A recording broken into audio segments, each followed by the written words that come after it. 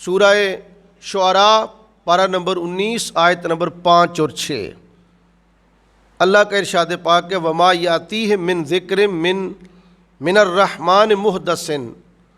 اللہ فرماتا ہے کہ رحمان کی طرف سے کوئی نئی نصیحت نہیں آتی مگر وہ کیا کرتے ہیں، الا کانوا عنہ معرضین، مگر وہ اس سے اعراض کرتے ہیں۔ یعنی پہلا سٹیپ اعراض، یعنی آقا کریم نے تبلیغ فرمائی، دعوت حق پیش کی تو کفار نے کیا کیا کہ حضور کے پیغام سے منہ موڑا۔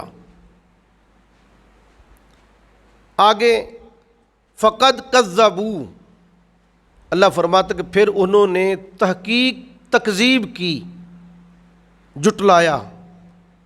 فسیاتیہم انباء ما کانوا بہ یستہزئون، اور اللہ فرماتا کہ ان قریب ان کے پاس جب خبر آئے گی تو وہ اس کا مذاق اڑائیں گے۔ یعنی تین چیزیں ہیں، نمبر 1 اعراض، نمبر 2 تکذیب، اور نمبر 3 استہزاء۔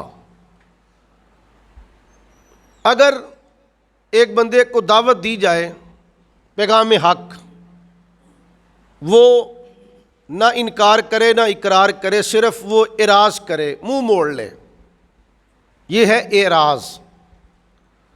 دوسری اس کی سیڑھی یہ ہے کہ وہ آگے تکذیب کرے کہ میں نہیں مانتا،